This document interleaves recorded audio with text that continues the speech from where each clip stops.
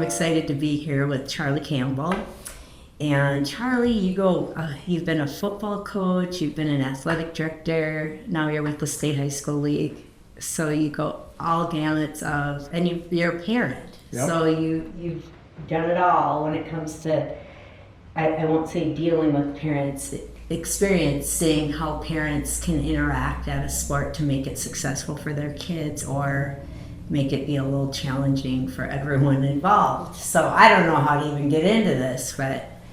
Yeah, and I've probably on that emotional spectrum, I've been on all sides of that parenting equation, right? I've been on the receiving end of some really frustrated and angry parents as both a coach and a school administrator. Right. And I've been the parent who is experiencing or living their child's experience through watching and supporting them as dads. So yeah, it's really interesting and how they come together in my professional life after all these years. And now I have adult children and kind of can see on the other side of that how valuable those experiences were for them, even though they weren't always what I wanted that experience to be for them. Right. I mean, sometimes when they have a setback or it's more challenging, it ends up in the long run being more of an education for the real world. Yeah, even though it's hard at the time. I would say that's true, and it's one of the great challenges. I think as a parent, you know what you want for your child to experience, and I think we want our children to be happy. We want our children to be successful. We want them to, in that success, I think that means to compete at a high level. We want their team to win games and them to win medals. And the reality is every night there's a competition. One team is not going to win that contest. And in a dance invite, for example, there's going to be 10 or 12 teams that are not coming out on top. And so, how do we ensure that experience for them is more than just the game, more than the contest, more than the result, and really is about that experience is about growing and developing them in a way that just advances who they are as a human being. I mean, I think that at the core, that's really what we want, and it's really easy in today's culture to lose sight of that. To forget that, yeah. I was laughing this morning because I was reading on Facebook on one of our dance coaches. It was a dance teacher site, and the parent was saying, it was a preschool parent. And she was like, I don't think you're doing enough development for these kids. Why are they playing games like we do a freeze and all that? And we're like, because they're 3 and they need fun. Yeah. So it's really interesting. It reminds me of a cartoon that like a Sunday comic cartoon that I saw recently. The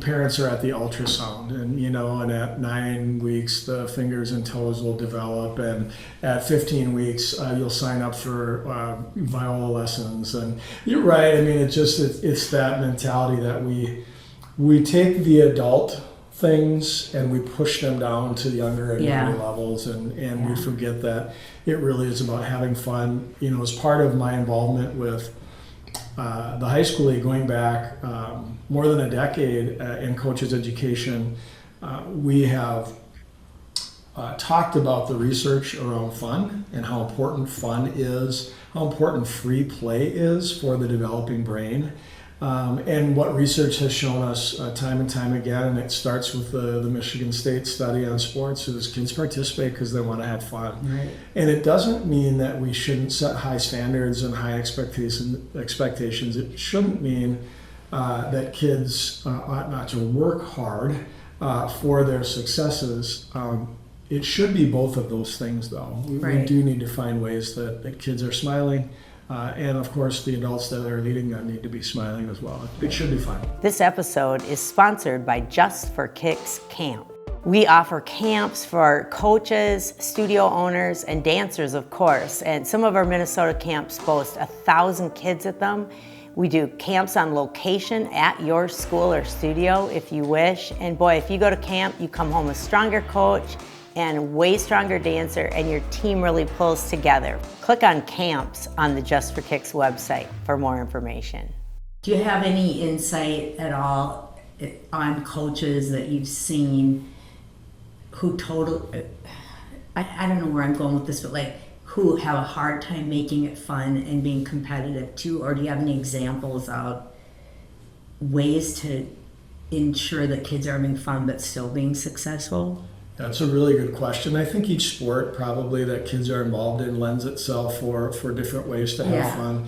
You know, I think we kind of came into this meeting thinking let's talk about parenting and the role of the parent and how that relates to child participation.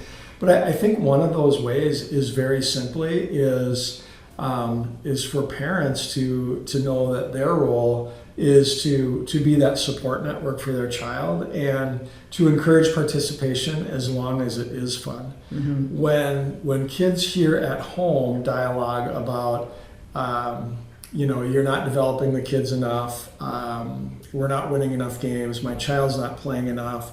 You know, when the kids hear those conversations away from the sport, now they're put in a really difficult position. Who do they trust? Do they trust their coach? Do they trust their parents? Which one of these people is right? And it puts kids in a really tough spot, and it's immediately going to take away opportunities for the young people to enjoy that experience, right? Because they're put in conflict amongst people that they trust and that they love.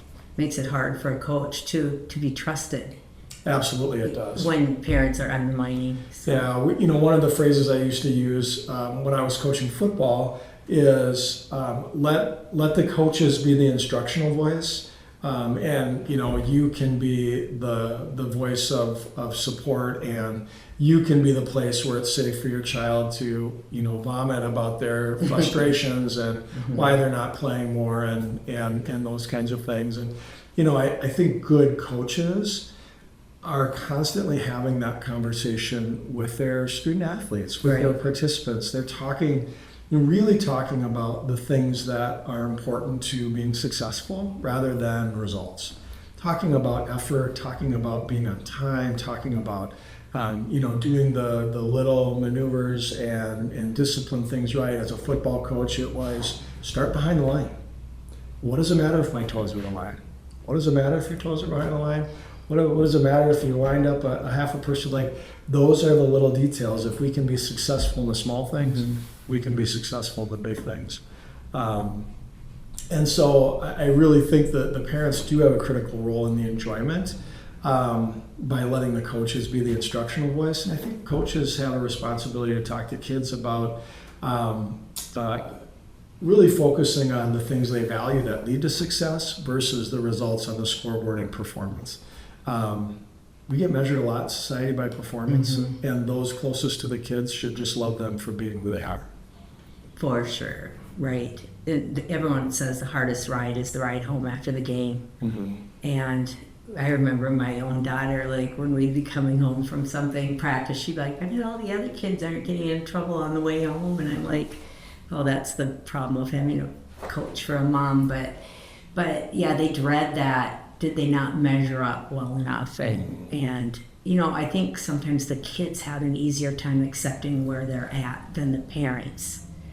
So when you had conflicts of parents coming in, what was your best way to resolve them if a parent was unhappy with the coach? Or what do you feel would be a great method for a school district to use or a coach to use? Well, I think first it's starting with the idea that we share a common interest, and that is we want the experience of the child to be a good experience, right? And we want them to grow and develop as a human being because of that experience.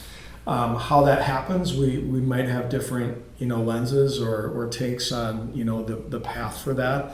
A coach is always going to have that lens of the whole team or the whole program, and so it's really difficult to, especially when you measure playing time or performance against the whole team. It's hard for a coach to make those decisions with the interest of one individual in mind. Usually things are going to go sideways when that happens, right? So that's a really, in my mind, if you have those meetings, to know that you're starting with some common interest, and that is the experience for the child. The parent is always going to look at it from the experience of their child first. Absolutely. And they should.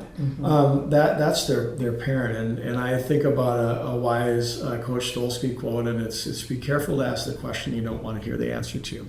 Because why isn't my child playing? The answer might be, they're just not good enough right now. Right. And I think it's important that we finish that statement with, they're not good enough yet, they're not good enough right now, because good coaches are always going to plant seeds of hope. They're always going to create a pathway. And yet there are instances, and I'm going to give you the example of my son George, who just graduated from high school here this past spring. He was on the high school football team. And George did not play very much. He was a limited role on special teams, and by the end of the season, he wasn't even stepping foot on the field. And yet, that was a good experience for him. And we had to work really hard as parents not to, reflect any ill feelings towards his coaches. We just wanted to really turn to him. George, how you feeling about things? And your comment earlier, George knew.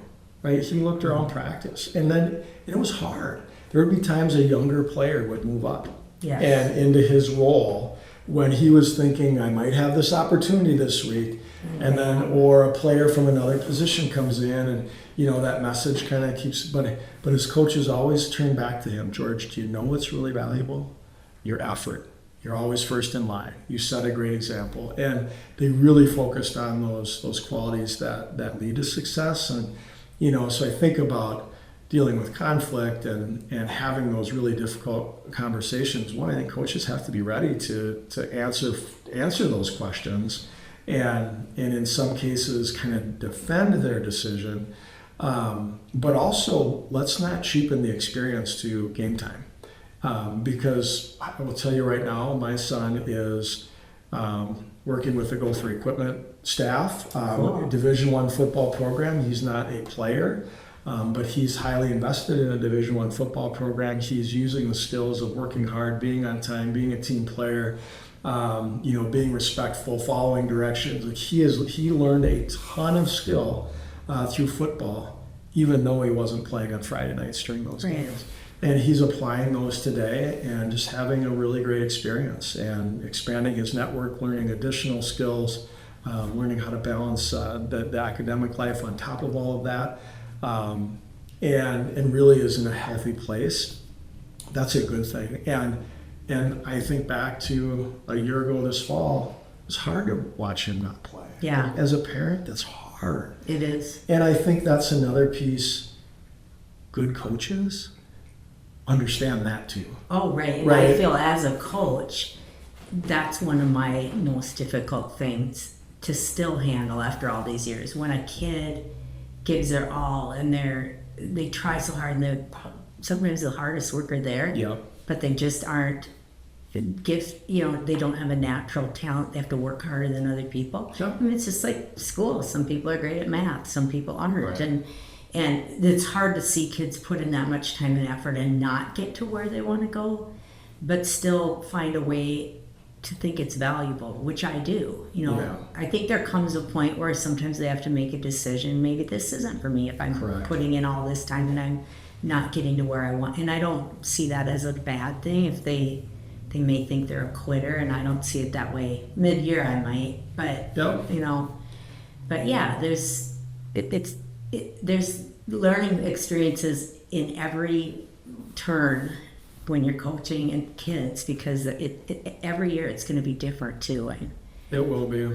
And back to making the most out of that experience, and I would say this is true for our parents and our coaches, but to help kids connect what it is they're experiencing to that life lesson. Right? Is the life lesson simply sometimes things don't go your way? despite, because Right. there are things happening outside of your control that will impact you, and what matters most is how we respond in that. Not the fact that we got knocked down or we failed, because we're all making mistakes. We're all demonstrating some level of failure daily, and if we're not stretching ourselves. And so helping kids understand that that's okay.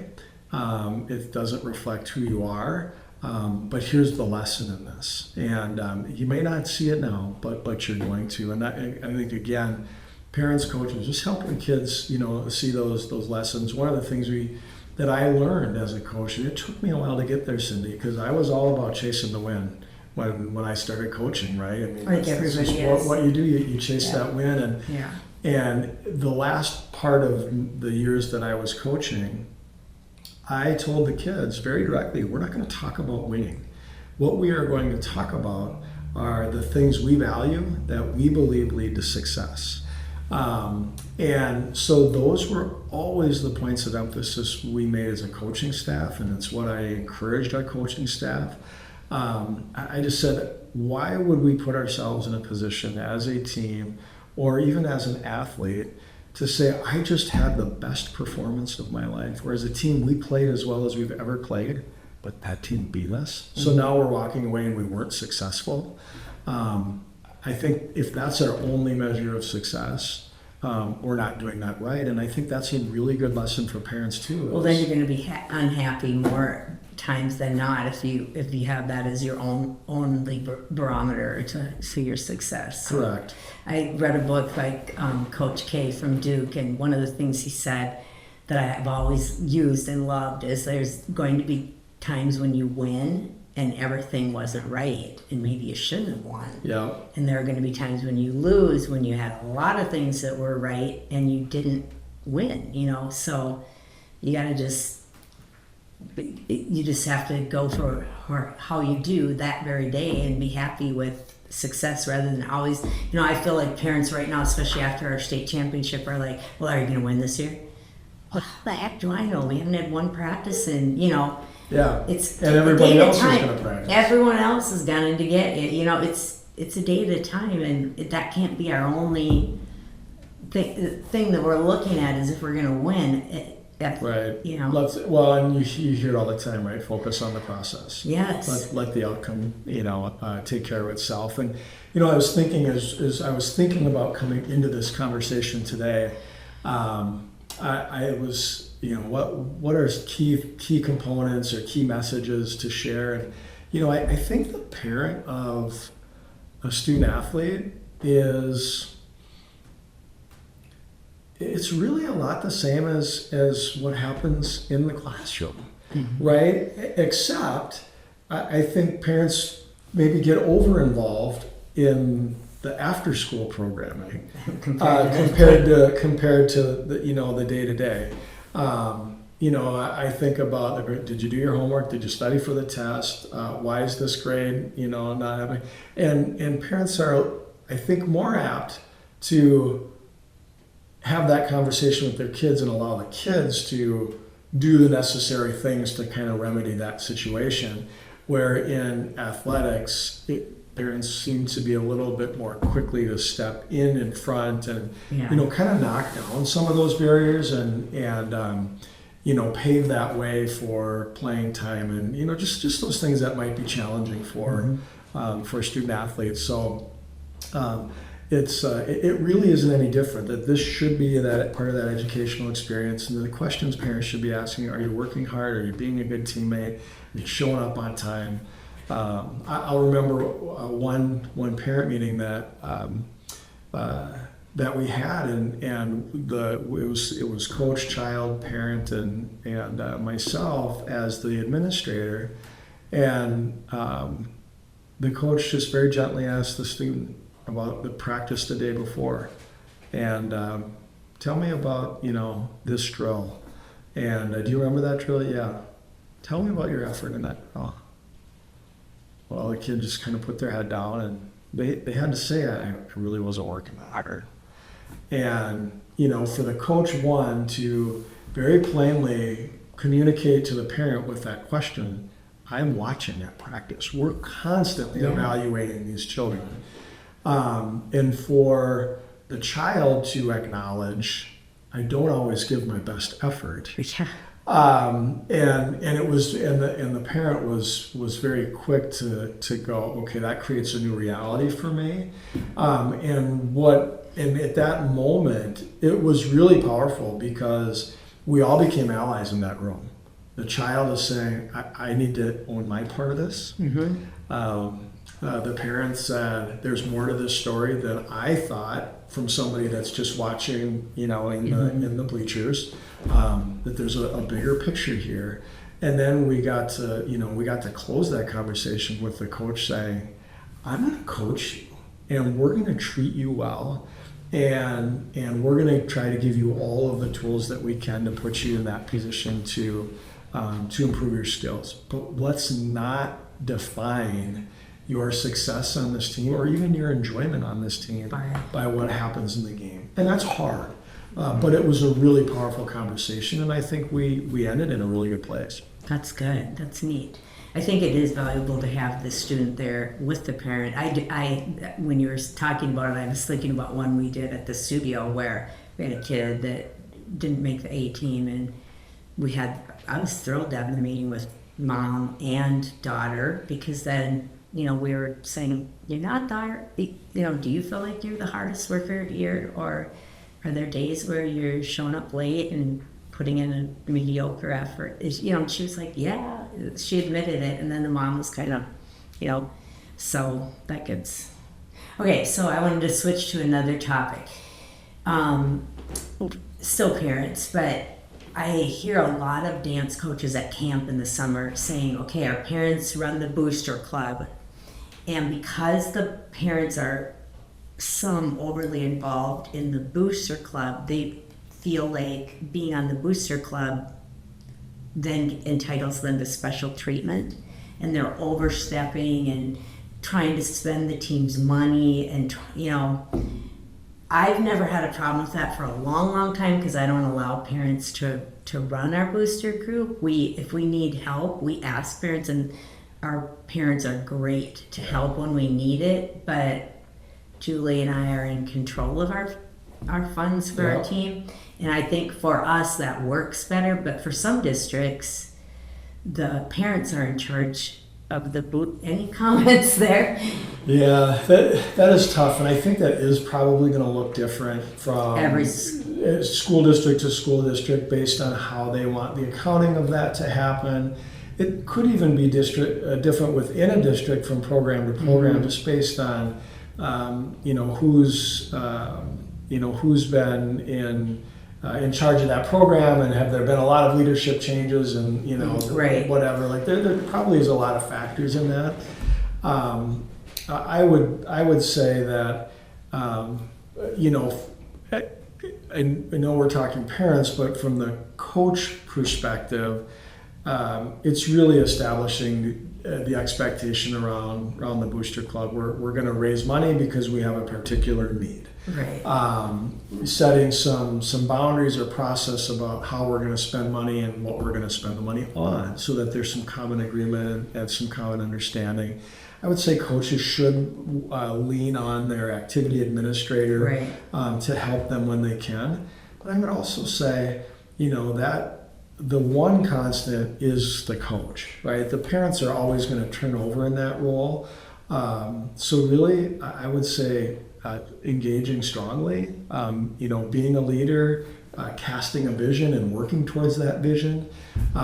Easier said than done. I think it's typically new coaches that step in, and maybe prior to them, the booster club was established, and then the parents kind of eat them alive. So I think it just takes time too. It does. They have to lean on their administration. They do, and I think you don't have to change it all overnight. Right. Change can sometimes be, it's like putting the, in boiling water, right? The lobster in boiling water or something, and it just doesn't even realize that it's being cooked, right? Right. And so I think it's kind of the same. You cast a vision for what this is going to be, and you say, okay, not my fight this year, but my vision is that we're going to That's a good way to transition. say it. We're not going to we're going to transition away from, spending thousands of dollars on senior pictures, and we're going to establish a scholarship instead. Or, I think the coach should have, some control over that. But And I it do really feel, starts with I said, Julie, I should clarify that our Sports Boosters houses all our money, and Yeah. it's not Julie and I, but it's, there's a tight process. yeah, there's a tight process. And I mean, if we're talking fundraising, I would suggest that, because It has to be. because you don't want to, as a coach, you don't want to be in charge of all the funds. And I always say you shouldn't have your name on the check. no, absolutely not. So, but yeah, I like how you said that. It's something that I can have vision for to fix for next year, especially if I'm the new coach. Yeah, and how do we get there? That's might be just a better path. I always think about, there are some principled things. If the Booster Club is doing things wrong, if it's creating viability for the group or for the organization, obviously there are practices that just need to stop immediately. And that's where an administrator, I think, really helps that new coach that maybe doesn't have a perspective. And I think from parents, just stepping back and saying, the Booster Club isn't here for my child's experience or for the experience of the seniors, but really we're supposed to support the entire program and do things that benefit the entire program. And just asking that question, is the work that we're doing, are the funds we're raising, more importantly, are the funds that we're spending, are they benefiting the whole group, or are they benefiting certain individuals? Right. And if it's benefiting individuals, it's probably time to take a look at that and see if that's the right thing to do. So Charlie, we've had a lot of great discussions, but what would be one last bit of advice? I think about it as a parent, and when I was acting as a parent, my child came home, long game, didn't get a chance to play, and was a role player, knew it was very limited, and came home, and I was frustrated. He was clearly frustrated. And I asked, are you bummed you didn't get in the game? And it's early in the morning, and his eyes well up with tears. And it was a really proud dad moment for me. And it wasn't an easy dad moment. And I just said, I looked him in the eye and said, I'm really proud of you for being the person that you are, for playing this game, and for being the teammate that you are. Do you get to control playing time? Nope, I don't, Dad. That's right. And I love you no matter what. And that was still hard for him, right? That night was hard for him. It was hard for me. And yet I was really proud of that dad moment to reinforce that his play, or in this case, lack of play, did not interfere with our relationship. That he was my son, and there wasn't anything he could do, or wasn't anything anybody else could do to him that was going to take away the way I felt about him. Yeah. And I only say that because there were a lot of moments in my parenting when I wasn't that dad. And I got it right in that moment. And I think that would be my encouragement for parents, is to try to be that parent. Right. Versus the one that is screaming. Yeah, and that is perhaps without trying, communicating to the child, I love you more when you play better. I love you more when you work harder. I love you more when your team wins. I think we parents do a really good job of communicating that, and they don't even know it. And so I would just encourage parents to be really mindful of the things they're communicating to their children as it relates to their experience, and make sure they're communicating things like, I love watching you play. It's fun to watch you play. Are you having fun? And how are you having fun? and really asking those questions and supporting your child in those spaces and letting them safely say, I am frustrated with my coach. I wish I was playing more. And instead of taking your child's side, just to acknowledge how they feel. Just to listen. Yep. And not fix it. Yep. Don't need to fix it. Yeah. It's just a really couple of good lessons, and it's really hard to lose perspective when you're in those moments, and I'm guilty of that. Oh, we all are. Well, thank you for taking your time. Absolutely. You're a busy guy, and we got you to come in here, so I appreciate it. Thank you, Charlie. Yeah, I always love visiting with you, Cindy. I learn a lot, and I really look up to you. And for everybody out here, Cindy is just an incredible coach. Oh, thank you. Sets a great example, and I know her children, and she's been a really good parent too. Yeah, thank you.